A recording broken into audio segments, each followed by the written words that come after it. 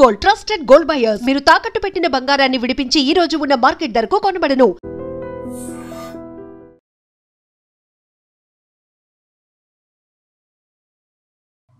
నమస్కారం, నేను డాక్టర్ శ్రీనివాస్ చెల్లిమల సంస్కృతి ఆయుర్వేద క్లినిక్ నుంచి మాట్లాడుతున్నాను.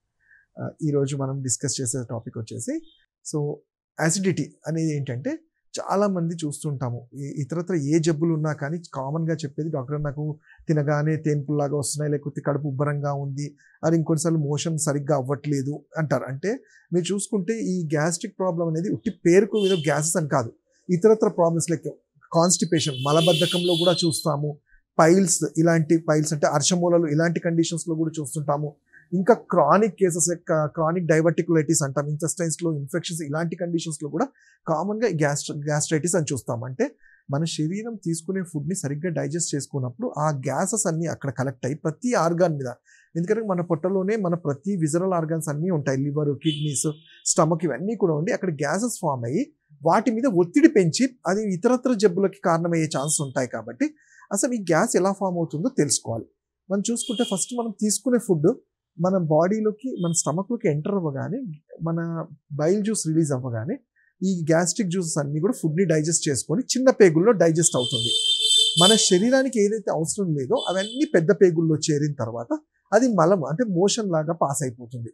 బట్ ఎప్పుడైతే మనిషి టైంకి ఫుడ్ తీసుకోకపోవడము, ఆ సరైన టైంకి చాలా ఎక్కువగా బాడీని డైజెస్ట్ చేసుకునే ఫుడ్స్, అంటే టైం ఎక్కువ డైజెస్ట్ చేసుకునే foods like non veg items కానివ్వండి, ఆల్కహాల్, చాట్ కానీ, బేక్డ్ ఐటమ్స్, బయట ఈ ఫాస్ట్ ఫుడ్, ఇవన్నీ కూడా ఏమవుతుంటే ఈ స్టమక్ మీద ఒత్తిడి పెంచేస్తాయి, గ్యాస్ట్రిక్ జ్యూసెస్ని డిజాల్వ్ చేస్తాయి. అంటే వాటి మీద ఒత్తిడి పెంచి వాటి పనిని తగ్గించే ఫుడ్స్ తీసుకోవటం వల్ల.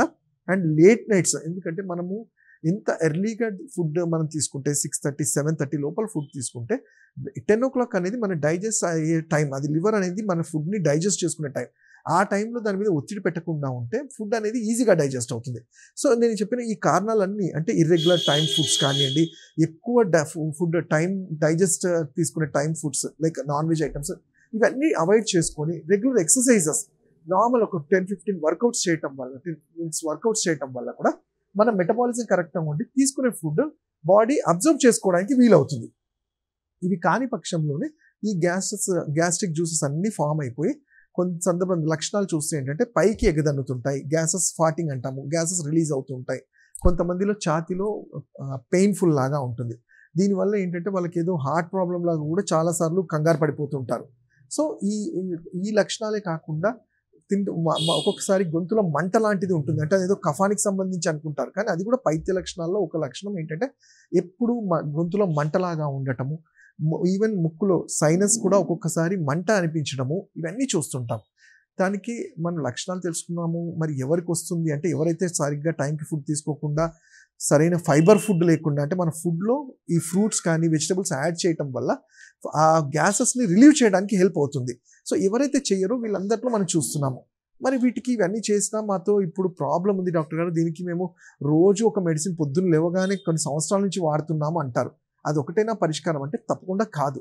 ఇక్కడ నేను చెప్పినట్టు ఇంతకుముందు మూల కారణాన్ని తెలుసుకోగలిగితే, అంటే ఆ ఫుడ్ ఎక్కడ అసలు క్లాగ్ అయ్యింది, ఎందుకు సరిగ్గా డైజెస్ట్ అవ్వట్లేదు అన్నదానికి ఆయుర్వేదంలో దాని మూల కారణం మనం తెలుసుకొని పైత్యానికి సంబంధించిన వీరేచన క్రియ అని కానివ్వండి, అగ్ని దీపనం, అంటే బాడీ ఈ డైజెస్టివ్ ఫైర్ చాలా అనీవెన్గా ఉంటుంది, దాన్ని సరిచేయటం మన డైజెస్టివ్ ఫైర్ అంటాం, దాన్ని జఠరాగ్ని అంటాం. దాన్ని సరిచేయడానికి చాలా మంచి ఔషధాలు ఉంటాయి.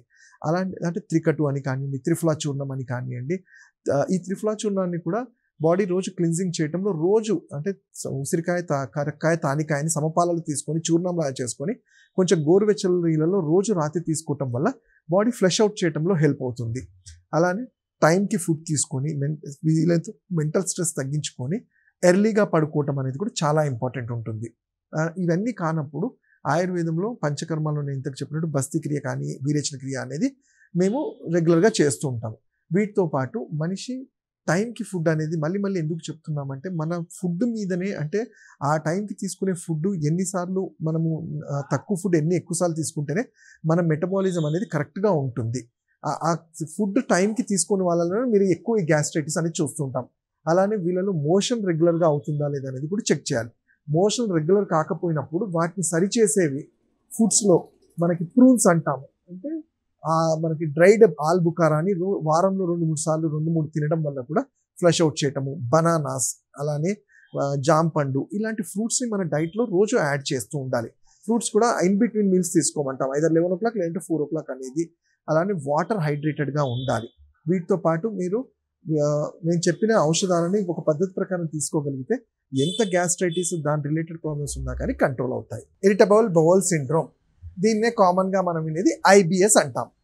సో ఇది ఎందుకు దీని గురించి మాట్లాడాలి అంటే, చాలామంది IBSతో సఫర్ అయిన వాళ్ళు అసలు వాళ్ళకి ఆ ప్రాబ్లం ఉంది, దాన్ని IBS అంటారని కూడా తెలుసుకోలేని కొన్ని సిచ్యువేషన్స్ ఉంటారు. ఎందుకు అంటే, ఒకసారి దీని లక్షణాలు చూసుకుంటే కూడా మీరు చూస్తే కొన్ని సందర్భాల్లో లూజ్ మోషన్స్ అవుతూ ఉంటాయి, కొన్ని సందర్భాల్లో కాన్స్టిపేషన్ ఉంటుంది, అసలు మోషనే పాస్ అవ్వదు, కొన్ని సందర్భాల్లో మోషన్ వెళ్ళినా మళ్ళీ వెళ్ళాలి అని ఉంటుంది. అంటే ఎట్లా ఇబ్బంది అంటే, సోషల్గా కూడా మన ఆఫీస్కి వెళ్ళిన తర్వాత మోషన్ పాస్ చేసిన తర్వాత మళ్ళీ ఏదైనా మీటింగ్స్లో అట్లా ఉన్నా కానీ వాళ్ళ థాట్ ప్రాసెస్ అంతా కానీ మళ్ళీ అది కడుపులో మోషన్ పాస్ చేయాలన్న ఫీలింగ్లోనే ఉంటారు. అలానే మీరు చూసుకుంటే కొన్నిసార్లు గ్యాస్ట్రిక్ ఇరిటేషన్ ఉండడము, మానసిక ఒత్తిడి వల్ల కూడా ఈ ప్రాబ్లం చూస్తుంటాం. అంటే ఎప్పుడు డల్గా ఉండటము, చాలా మటుకు ఈ కండిషన్, ఈ ఇరిటబుల్ బౌల్ సిండ్రోమ్లో చూస్తాం. దీన్నే ఆయుర్వేదంలో చూసుకుంటే ఇది ఒక పైత్యానికి సంబంధించిన ఉదరగత వ్యాధి. అంటే మన సిస్టమ్, ఉదరము అంటే స్టమక్లో ఉండే ఆర్గాన్స్కి ఎటువంటి ఇబ్బంది వచ్చినా దాన్ని ఇన్ బ్రాడ్ లాంగ్వేజ్లో ఉదరగత వ్యాధిస్ అంటాం. సో దాంట్లో ఎప్పుడైతే మనం తీసుకునే ఫుడ్ మన శరీరం అబ్జర్వ్ చేసుకొని మన శరీరానికి కావాల్సిన న్యూట్రియంట్స్ని తీసుకొని మన శరీరానికి అవసరం లేనిది అది మనం మోషన్ ద్వారా పాస్ చేస్తాము. ఇది జనరల్గా మన మెటబాలిక్ డైజెషన్ ప్రాసెస్. అది ఇక్కడ ఏమవుతుందంటే, లివర్ అనేది చాలా క్రూషియల్ పార్ట్, ఇక్కడ చాలా ప్లే చేస్తుంది. మన లివర్ అనేది ఈ డైజెషన్ ప్రాసెస్లో చాలా ఇంపార్టెంట్. ఎందుకంటే అది పైత్యరసాన్ని, గాల్ బ్లాడర్ కానీ లివర్ కానీ పైత్యరసాన్ని లివర్ రిలీజ్ చేసినప్పుడు ఆ బైల్ జ్యూస్ అనేది ఫుడ్ని డైజెస్ట్ చేయడంలో ఇంపార్టెంట్ ఉంటుంది. బట్ ఇక్కడ IBS ఉన్న వాళ్ళల్లో జనరల్గా ఈ బైల్ జ్యూస్ అనేది సరిగ్గా రిలీజ్ అవ్వకపోవడము, హైడ్రోక్లోరిక్ యాసిడ్ అన్ఈవెన్గా దాన్ని ఈ యాసిడ్ అనేది డైజెస్ట్ చేసేదానికి ఉంటుంది, అది అన్ఈవెన్గా ప్రొడ్యూస్ అవ్వడం వల్ల గ్యాసెస్ కూడా ప్రొడ్యూస్ అవుతూ ఉంటాయి. మీరు ఇంకా లిటిల్గా చూసుకుంటే ఏమవుతుందంటే, మన పెద్ద పేగుల్లో ఉండాల్సిన మ్యూకస్, తడి లాంటి పదార్థము, దాన్ని పెరిస్టాల్టిక్ మూవ్మెంట్ కోసం యూజ్ అవుతుంది. అది డ్రై అయిపోవడం వల్ల ఫుడ్ రిగజినేట్ అయి పైకి ఎగదన్నట్టు అవ్వడము, వామిటింగ్ సెన్సేషన్ లాగా ఉండటము చూస్తాము. దీని లక్షణాలుగా చూసుకుంటే ఏంటంటే, ఎప్పుడు అజీర్తి లాగా, ఇండైజెషన్ లాగా, మోషన్కి వెళ్ళినా మళ్ళీ వెళ్ళాలనడము, ఆర్ వెయిట్ లాస్ అవ్వటము, అండ్ ఎప్పుడు కొంచెం దిగాలుగా ఉండటము, ఇవన్నీ చూస్తూ ఉంటాం. మరి దీన్ని గుర్తించటము మనం తెలుసుకున్నాం కదా. అంటే జనరల్గా ఏంటంటే, ఎటువంటి స్టమక్ రిలేటెడ్ ప్రాబ్లమ్స్ ఉన్నా అన్నీ IBS అనము, కానీ IBSలో మిగతా ఉండే గ్యాస్ట్రైటిస్ అన్ని లక్షణాలు ఈ IBSలో మనం చూస్తూ ఉంటాము. దానికి ఇంకొక కారణము, 2 కారణాలు చూసుకుంటే, మనము దాన్ని చిన్నప్పటి నుంచి మన ఇమ్యూనిటీ కొంచెం తగ్గడం వల్ల ఆ సరైన టైంకి ఫుడ్ తీసుకోకపోవడం ఒక రీజన్ అయితే, కొన్ని సందర్భాల్లో మన యాంగ్జైటీ లెవెల్స్, దీన్నే యాంగ్జైటీ న్యూరోసిస్ అంటారు. మనిషి తెలియకుండానే యాంగ్జియస్గా ఫీల్ అవ్వటం, అంటే నాకు ఏదో అవుతుందని ఒక బాధ, భయంతో ఉండడం వల్ల ఈ గ్యాస్ట్రిక్ జ్యూసెస్ అనేవి అన్ఈవెన్గా ప్రొడ్యూస్ అవుతాయి. అంటే ఒక విషియస్ సర్కిల్, ఏదో అవుతుందని భయపడ్డము, ఆ భయపడడం వల్ల ఈ గ్యాస్ట్రిక్ జ్యూసెస్ ఇంకా అన్ఈవెన్గా ఉండి ఈ డిస్టర్బెన్సెస్ జరుగుతుంటాయి. కాబట్టి దీంట్లో ఒక కారణంగా చూసుకుంటే యాంగ్జైటీ న్యూరోసిస్ కూడా ఒక కారణంగా చూసుకుంటాం. మరి దీనికి ట్రీట్మెంట్ ఏంటి అంటే, ఫస్ట్ ఆయుర్వేదంలో ఏ ట్రీట్మెంట్ స్టార్ట్ చేయాలన్నా బాడీ క్లిన్జింగ్ అంటాము. ప్రాపర్గా మన శరీరంలో పేరుకున్నవి ఫస్ట్ క్లీన్ చేయాల్సి ఉంటుంది. దానికి మేము ఎంచుకునే పద్ధతి వీరేచన క్రియ అంటాం. అంటే కొన్ని మందుల్ని ఔషధాలలాగా ఇచ్చి మన స్టమక్లో ఉండే పేరుకుపోయిన మనీలన్నీ కూడా త్రూ వీరేచన పద్ధతి ద్వారా క్లీన్ చేయటం. ఇది అయిన తర్వాత బాడీకి ఇమ్యూనిటీ, అంటే ఇంటెస్టైన్స్కి ఇమ్యూనిటీని పెంచడం, దానికి కావాల్సిన స్ట్రెంగ్త్ని ఇవ్వడానికి మన ఎలా డైట్లో ఎలా చెప్తామంటే, ఈజీగా అబ్జర్వ్ అయ్యే డైట్, ఎక్కువ ఫైబర్ ఉండే ఫుడ్. ఎందుకంటే మనం బాడీ క్లీన్స్ చేయడంలో ఫైబర్ కూడా చాలా ఇంపార్టెన్స్ ఉంటుంది. లైక్ ఫ్రూట్స్ కానివ్వండి, అలానే వెజిటబుల్స్ కానివ్వండి, వాటర్ కానివ్వండి, ఇవన్నీ కూడా బాడీలో హైడ్రేషన్ పెంచుతూ ఫైబర్గా పనిచేస్తాయి ఫ్రూట్స్ అనేవి. అలానే ఔషధాలుగా చూసుకుంటే దీనికి మనకి గృహ చిట్కాలు అంటాం. దానికి మనకి దొరికే మారేడు కాయ, దాన్నే బిల్వఫలం అంటాము. తీసుకొచ్చి ఒక వారం 10 రోజులు ఆ బిల్వఫలాన్ని మనకి తీసుకొచ్చి వారం 10 రోజులు దాన్ని ఎండలో డ్రై చేసిన తర్వాత పౌడర్ చేసుకొని రోజు చెంచాడు పౌడర్ తీసుకోవటం వల్ల ఎంతో కొంత ఈ ఇంటెస్టైన్స్ మీద ప్రెషర్ తగ్గుతూ పెరిస్టాల్టిక్ మూమెంట్ పెంచడంలో హెల్ప్ అవుతుంది. అలానే ఆయుర్వేదిక్లో చాలా మంచి ఔషధాలు చెప్పబడ్డాయి. ఒకటి చిరువిల్వాది కషాయం అని కానివ్వండి, అభయారిష్ట అని కానివ్వండి, అలానే త్రిఫలా గుగ్గులు, ఇలాంటి కొన్ని ఔషధాలను మీ తత్వాన్ని బట్టి కొంచెం ఓపిక్గా వాడుకోగలిగితే ఎటువంటి సైడ్ ఎఫెక్ట్స్ లేకుండా ఐబిఎస్ని మానసికంగా కానివ్వండి, శారీరకంగా కానీ ఈ ప్యాథలాజికల్గా ఏవైతే జరుగుతున్నాయో వాటిని కట్టడి చేయడంలో హెల్ప్ అవుతుంది.